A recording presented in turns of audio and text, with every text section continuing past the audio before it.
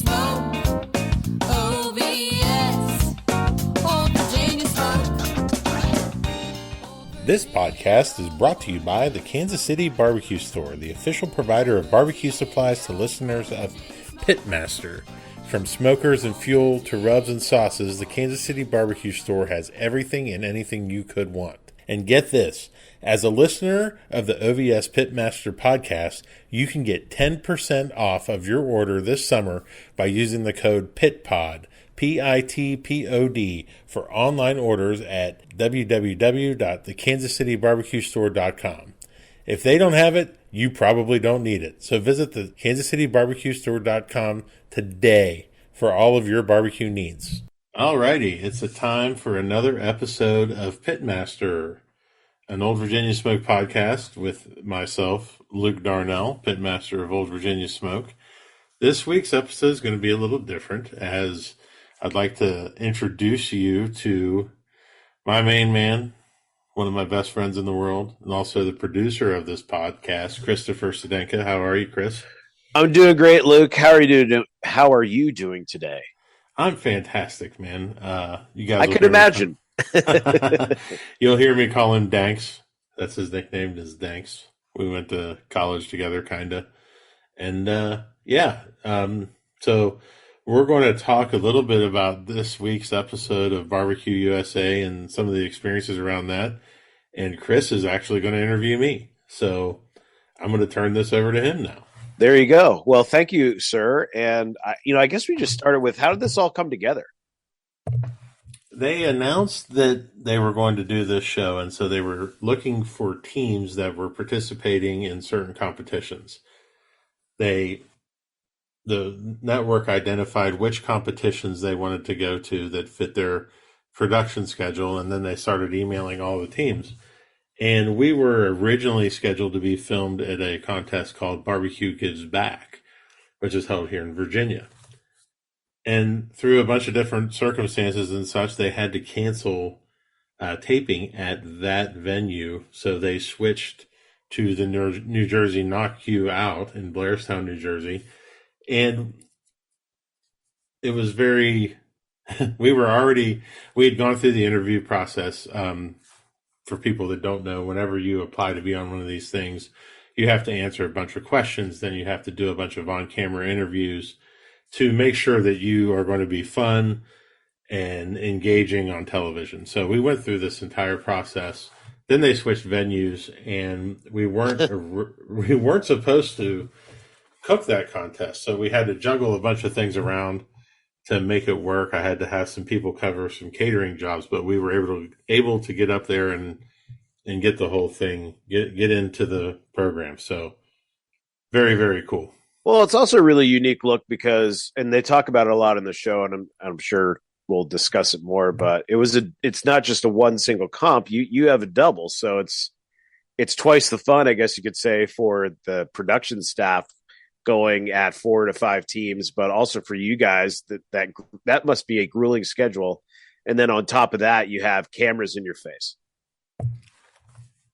That's true. And I like the way that they've really have tried to show something different with each episode. And the difference with our episode was that they got to showcase a double. And a double is cooking contests back to back, on cooking Friday into Saturday and then Saturday into Sunday. And it really, I think they were able to provide a really cool perspective on what it takes to do that. There's a lot that you have to be prepared for when you're cooking a double, from maintaining good sleep habits, making sure you're eating good meals, staying hydrated, staying away from things that could put you down the dark path. Sometimes I'm successful at that. Sometimes I'm not. And yeah, there was the added stress of being filmed and having cameras around. But I will say that Simple Alien, the production company that was in charge of this, and the Food Network, they really did a good job of not forcing us to do things that were outside of the norm, or like to open our cookers when they've already been opened and stuff like that. They were very, very, very attuned to what was going on and how we are at contests. So it was really neat. Speaking of the contest, as you mentioned, it's supposed to be in Virginia, and you certainly have plenty of thoughts on judging in Virginia and how some things it goes. But you do go up to the Northeast, which is kind of ironic as well, because gosh, I've cooked with you plenty of times up here in the Northeast, and it can be a little inconsistent. That's true. And I think you saw that on the show from day one to day two. There was a lot of different team names and a lot of different results. Not to say that people didn't have a bad cook one day and a good cook the next day. Yeah. And that's not to say that my food was better one day to the next. I mean, I don't think it was anything different from one day to the next, but the Northeast traditionally has a tougher judging criteria to it. It's a little bit, the scores are a little lower up there, but we're starting to creep up and they're starting to appreciate more what we do. How was prep different leading into this competition, knowing that it was going to not just be a double, but also production company running around and being interviewed by Michael Symon during that timeline? A lot of cleaning. There was a lot of cleaning, and we really used the help of Kim's sister and her boyfriend Adam.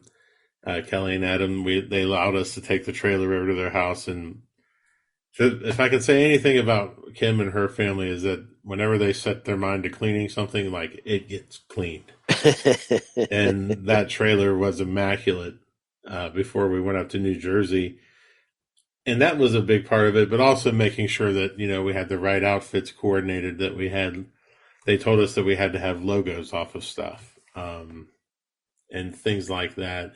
Anything other than our logo, they were trying to avoid. So we really took a lot of care in getting everything prepped and ready, and just, having a nice clean setup, a nice clean look, and making sure everything looked good on camera. So was Chef Symon just going around as much as humanly possible during those 2 days to try to get as much conversation with the pitmasters that are featured on the show? Yeah, he spent especially a lot of the time when we were turning in and doing boxing stuff and doing prepping stuff on Sunday morning. I mean, that guy's energy level is absolutely legendary, man. He was all over the place. But he was also, if you go on foodnetwork.com, you can see that he's done some cooking videos at each of these locations as well. Like he does a brisket cooking video in New Jersey. So he was doing that on top of going around and following the 5 teams and talking to them.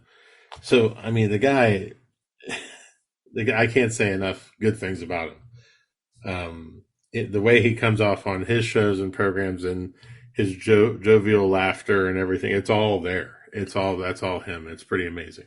Well, it's cool to know. I mean, considering it's always so difficult to truly know when you talk about influencers or television presenters, but I would say that you watch him and he just seems like he genuinely loves what he does, and he has great interaction with fans on social media. He's always answering questions. So I imagine having someone with such a tremendous knowledge, especially in the field of barbecue, it's pretty neat. Like, it was kind of neat to see.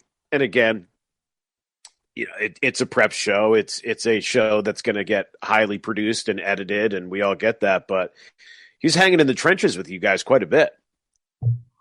Absolutely. And we told them very clearly, like, don't knock. You guys have open door policy to come and do whatever you want. And do you want me to shout out when I'm doing stuff? They said yes. And, Chef would come in like right when we're in the middle of it, like, I mean, and asking questions. I mean, they could put together a whole nother show probably of each episode of stuff that they didn't include. And just some really, cool interactions that we had. And I was doing pork day 2, and he comes in and he's like, you had a rough day yesterday in pork. You said you were going to make any changes. What'd you do? I was like, I changed everything, And, I was like, I like to think that I'm pretty good at pork, man. I'm pretty good at some things. I'm a 9 handicap on the golf course. And he's like, I'm a 5. Woo! And I was like, I get it. Cool. You're a 5. And he goes, no, I'm a 5. It'd probably be a 1 or a 2 if I could play more. I'm like, I'm trying to do pork turn-in. You want to talk about golf? Talk about your 5. It was pretty funny. Well, I was gonna say that is, and I've been to plenty of comps to know how nerve wracking it is when those boxes are being put together. Because again, you're talking about massive points potentially swinging if like your finger or something slips, right? So to have cameras in your face, and that has just got to be a completely different level of competition and stress. It really should have been, but it wasn't. I think after we got through the first day and we got more comfortable with the crew and more comfortable with Chef Symon, that it just kind of flowed into what Kim and I were doing in the trailer. We've done it enough and we've been around each other enough that we knew all we had to do basically was talk through what we were doing at the time, which ended up helping us focus even more on what was happening, especially day 2. Because we were being verbal about what we were doing. So instead of trying to read each other's minds, which we're pretty good at, we knew what each one of us needed at exactly at the right time. And, and having Chef Symon in there and tasting your food, that's pretty cool. Like, that's something I'll never forget. Yeah. No question about that. So, all right, take me back to 8:00, an hour before the show is going to air. Like, what's going through your mind? A lot. Just wondering, how much we're going to be on the show. What parts are they going to have in the show? How are they knowing the results? Like knowing how is this going to be portrayed and things like that. It was. I was very nervous, but also very excited because this opportunity doesn't come around very often. And just to see myself on that screen and to know that there are literally, I don't know how many thousands of TVs that are watching the same thing at the same time, Mm-hmm. It was stressful and crazy, and just the amount of social media around all of it. I've spent, I don't know how many hours in the past 3 days on social media answering questions and trying to respond to everything, just like Chef Symon does. You brought that up earlier. Sure. He's amazing. Yep. And I don't know how he does it on a day-to-day basis. I've done it for 2 days since being on TV, and I'm going crazy. All right, so 9:00 hits, the show starts. Like you said, clearly the results. A lot of people know the results, but at the same time, they still are tremendous. They're so good at being able to tell stories and hit cliffhangers, and I think you guys had two cliffhangers. I mean, that was pretty epic, especially going into the final segment of the show. It's literally about your brisket. Right. I didn't expect that. And I don't think that our exposure and the amount of screen time that we got could have been any better. And I'm just super proud of everybody that was on the show, the featured teams, the other people that were, the other teams that were there, the contest, they got their pictures on, and they had the 922 toast with Jeff from Badass Mule. That was pretty neat. It was just awesome to see something that I've spent so much time on and that I care about so much and have tried to give back as much as I can. And just to see it highlighted that way and to be surrounded by a bunch of friends, in a bar and they don't know the results. And every time we come on the screen, there's cheering and, Kim drops the one line about we came here to kick ass right before commercial break. Everybody giving her a hard time about that, to the brisket cliffhanger at the end. It was like watching yourself playing an NFL game, kind of. Although you already knew what happened, but nobody else did. So that's really the only way I can describe it. I want to know what it feels like to have just told a few million people in America that you cry when you make brisket. I don't care. It's amazing. It's amazing.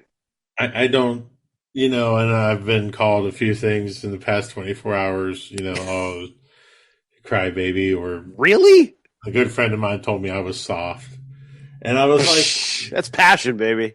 oh, and there was another good comment that I won't.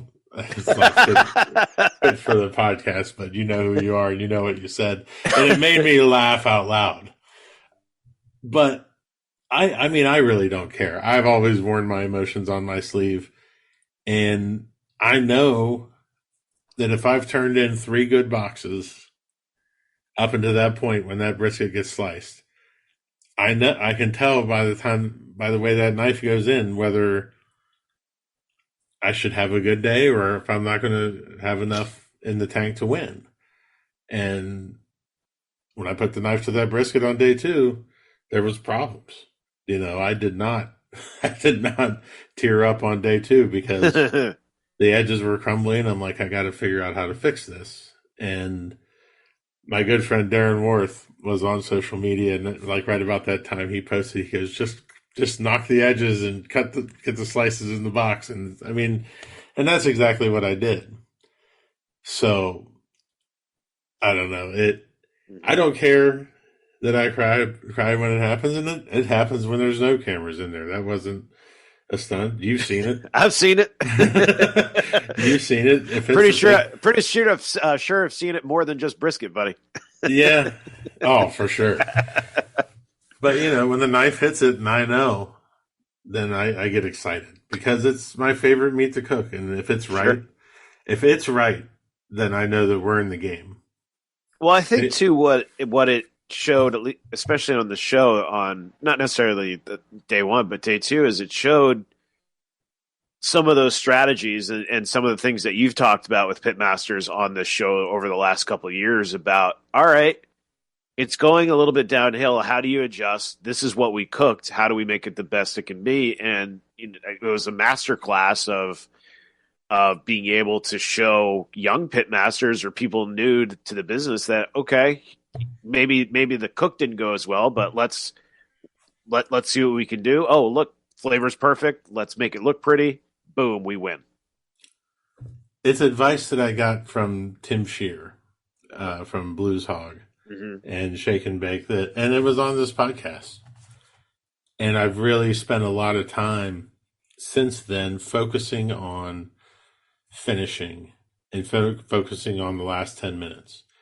And the one thing that, he really taught me was, and I say it on the show, but he texted me after I said it because that's funny, was never give up on a piece of meat. There's always more time.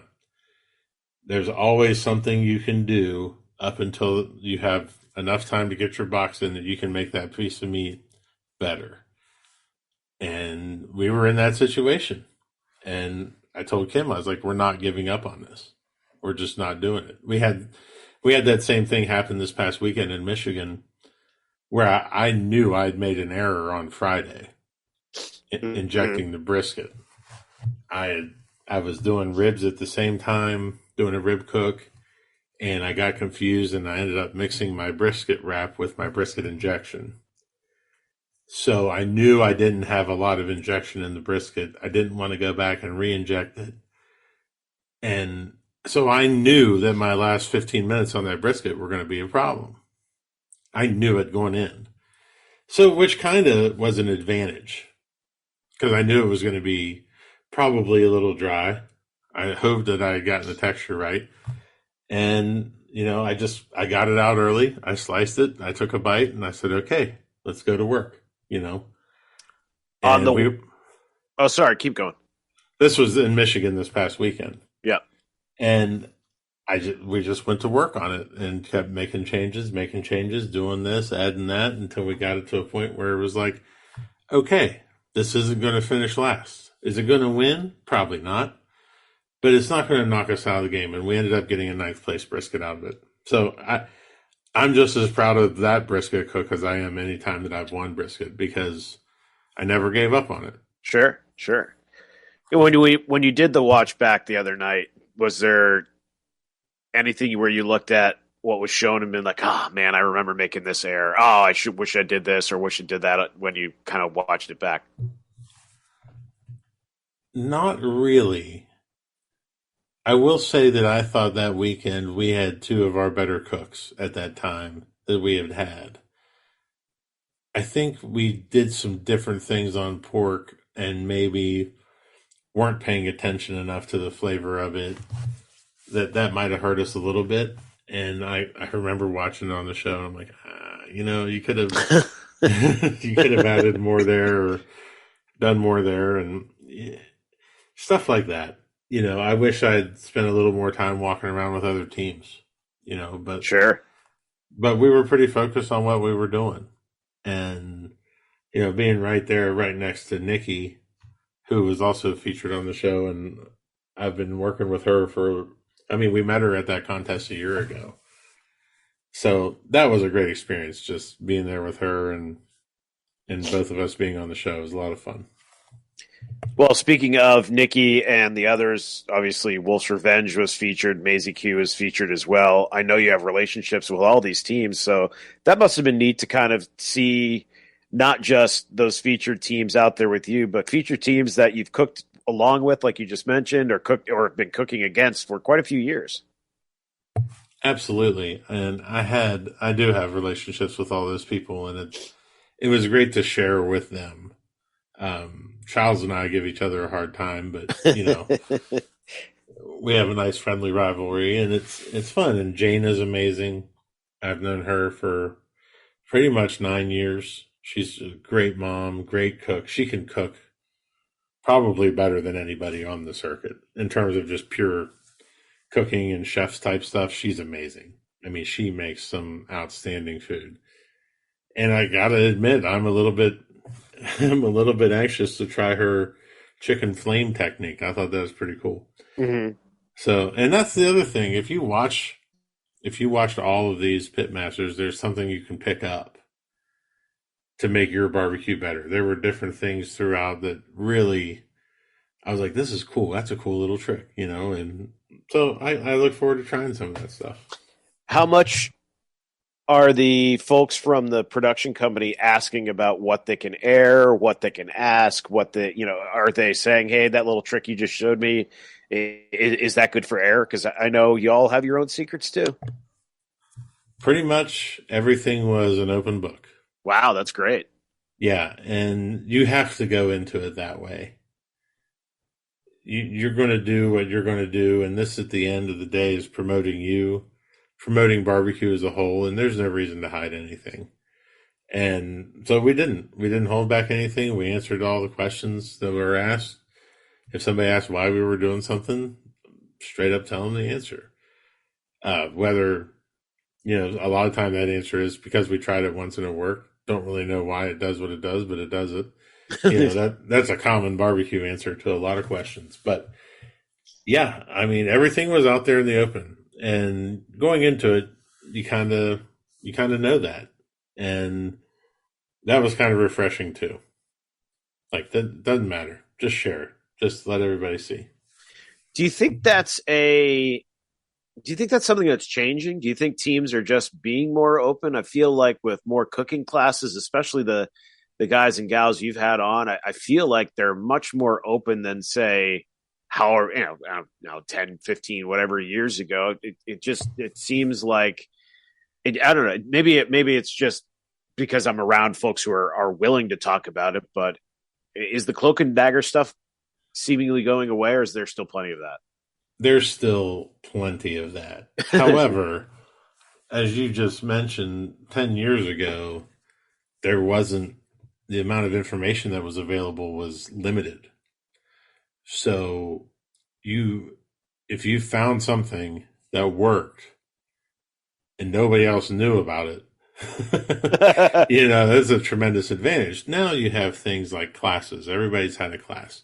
You have things like the Barbecue League, where you can pay $100 and you can go watch several competition video processes on every meat and really adjust your learning curve. Whereas when I got into it, it was a lot of sit around the campfire, shut up and listen, and try and glean information, make friends, get people to help you. Now you can go online and spend $100 and you can learn everything you want about competition barbecue in 3 hours. Sure. And it really has, it's done a few things. It's leveled the playing field a lot.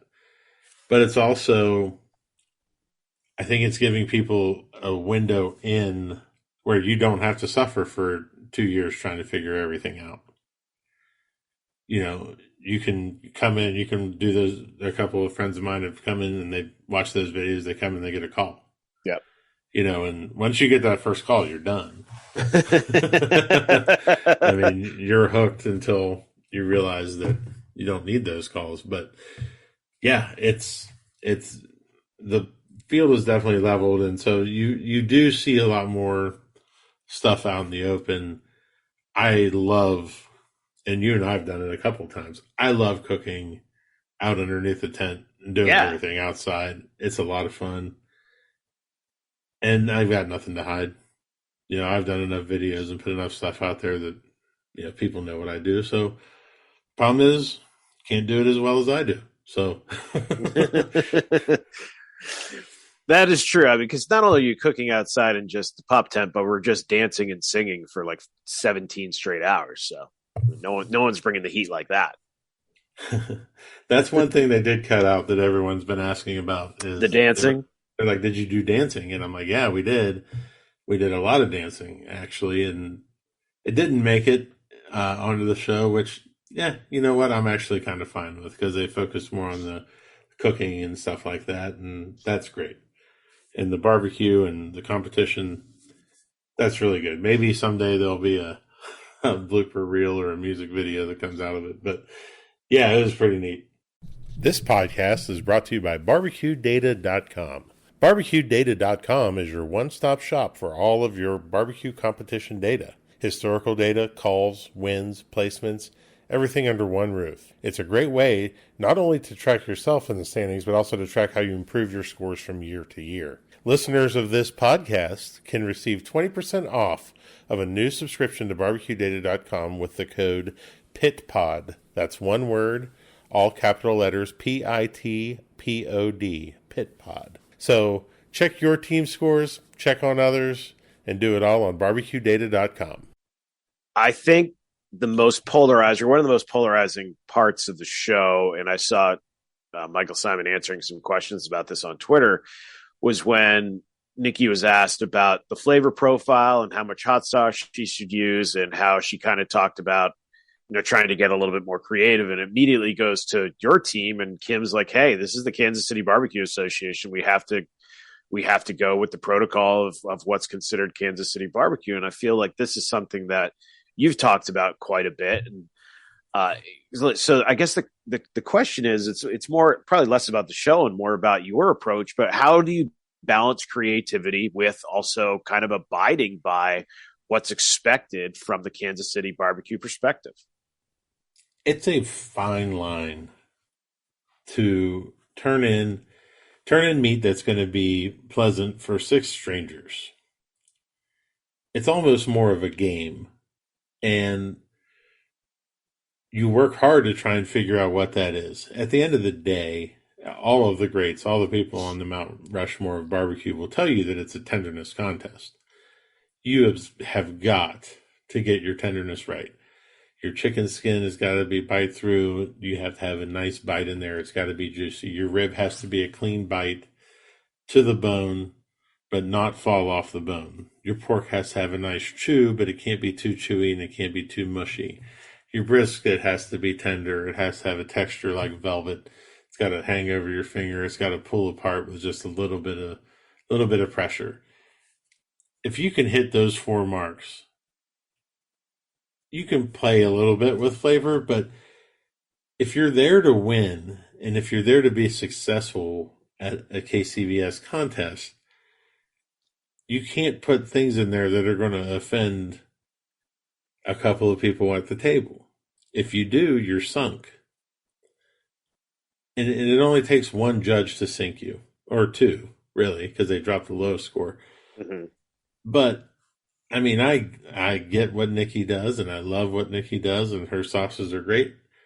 But if I'm going to spend that much money and that much time to go out there and do this and try to be one of the best at it, I'm going to stick to those flavor profiles that do well. So that's kind of, yeah.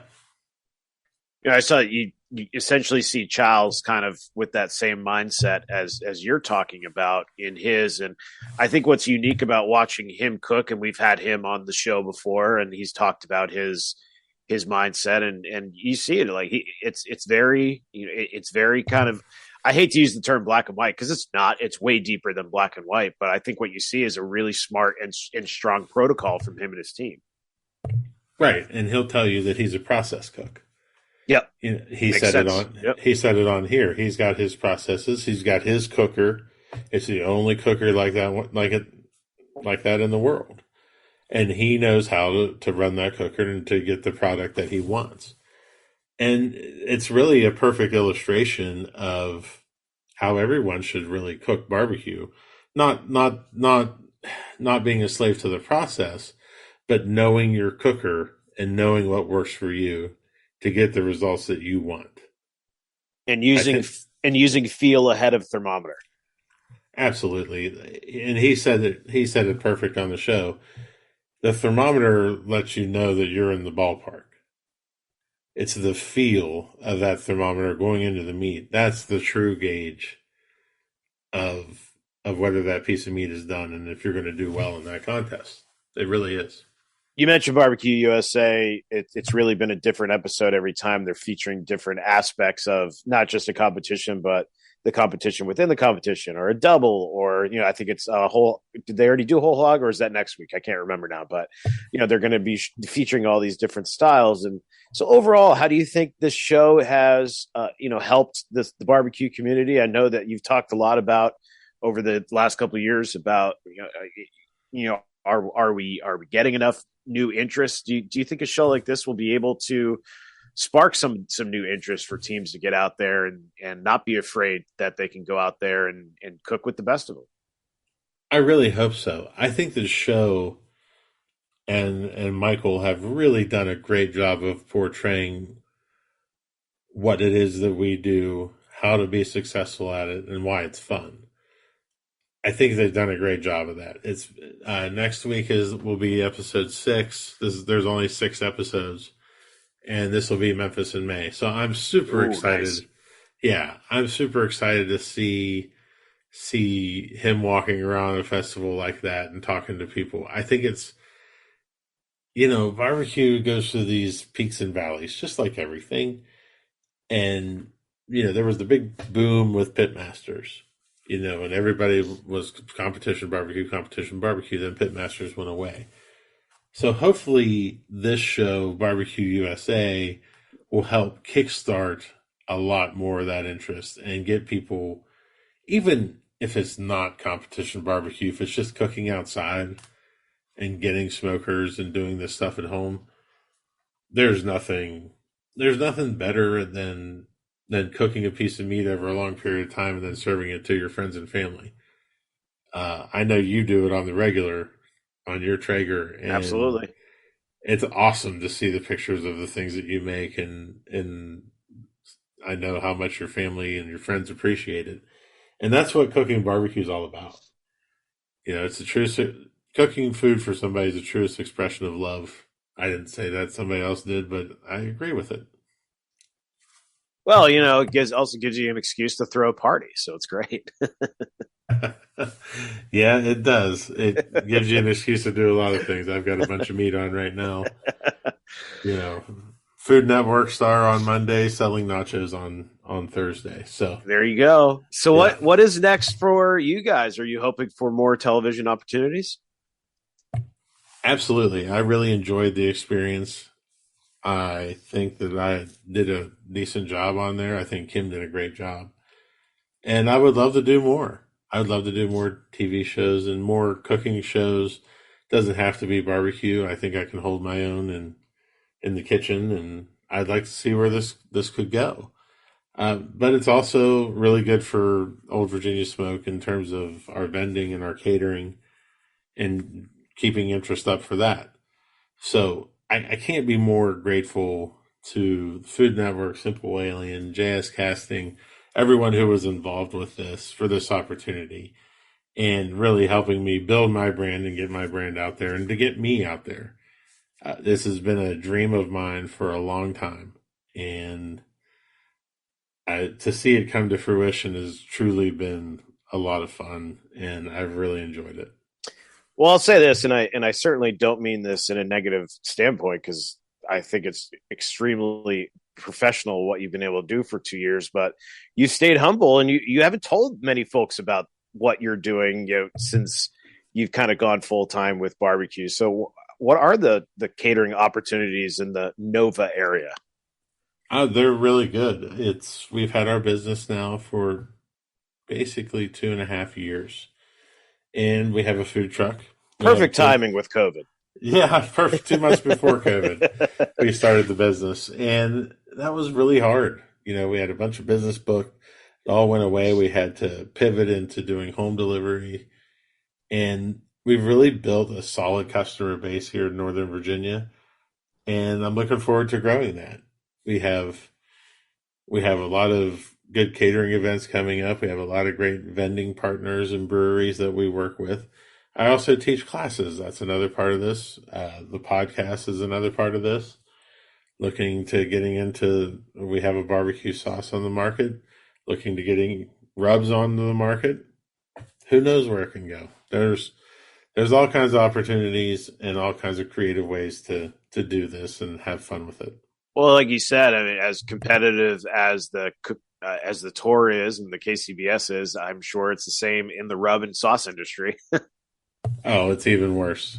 There's so many great rubs and so many great sauces out there. And number one question we get all the time when we're catering or vending is, do you make your own sauce? And I always say no, and people get sad. And I'm like, look, I work with Blues Hog, and we use their product exclusively because there's nothing better. And I can't make that better. Why would I spend my time doing that when the perfect barbecue sauce already exists? Having those kind of access to those things and the knowledge of those type of tools has allowed us to really have a good product when we go out. And that's something I take a lot of pride in. What's the rest of your summer looking like? Packed. Yeah. We're pretty busy from now to the end of the year, whether it's contest classes or vending and catering. We're pretty much booked from this year. We've already started into the holiday season and already started booking dates for next year. So it's a nonstop process, and it's a lot of fun. It's a lot of stress, but it's a different kind of good stress in that you're always doing something different. You're always on the move, and you're always meeting a bunch of interesting people. You guys have been world food champions in the barbecue division. You have been the number one team, chicken at the Open at the Royal. Yep. You've been to the Jack.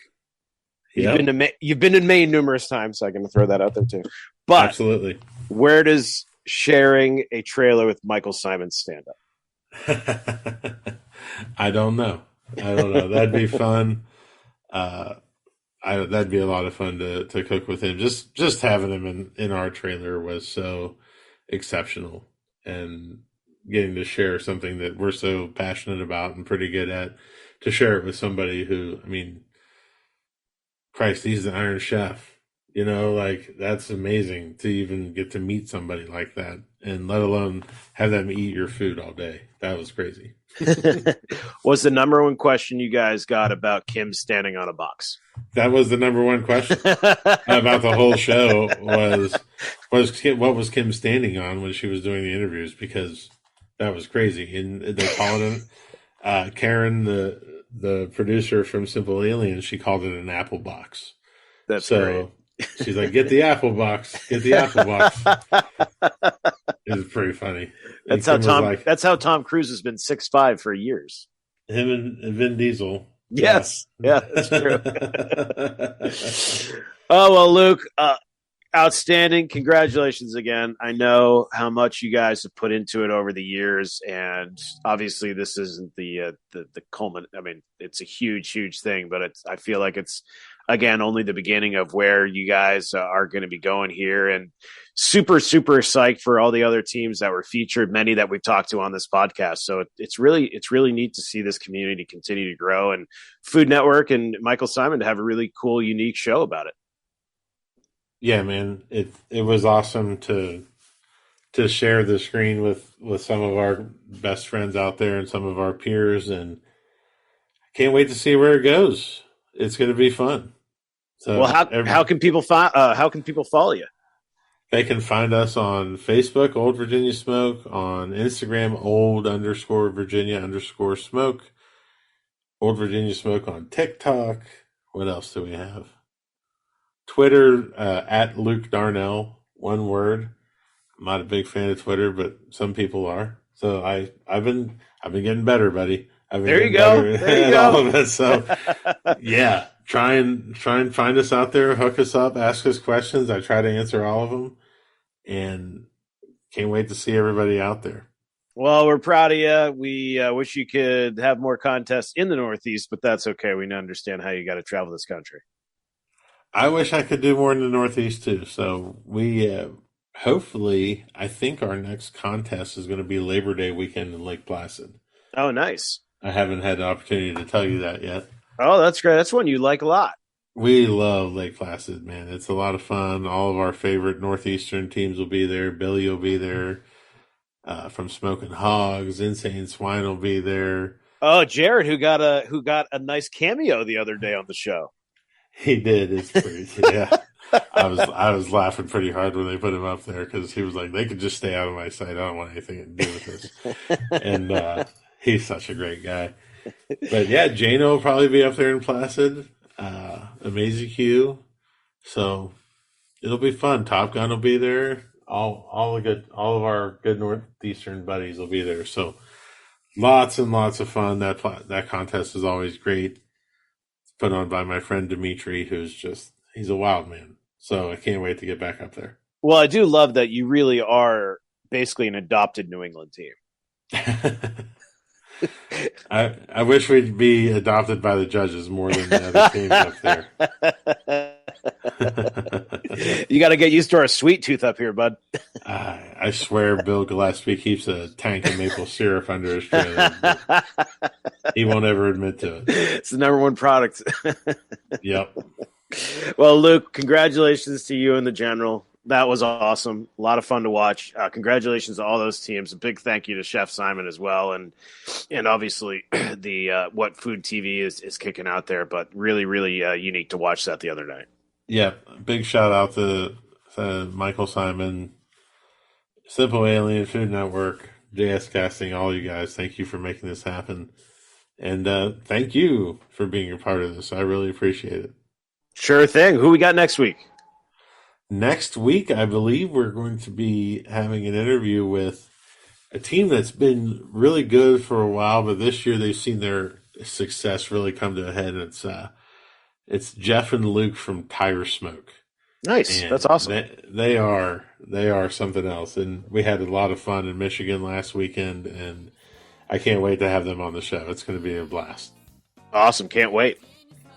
All right, my friend. Thank you. We'll talk to you soon. Okay.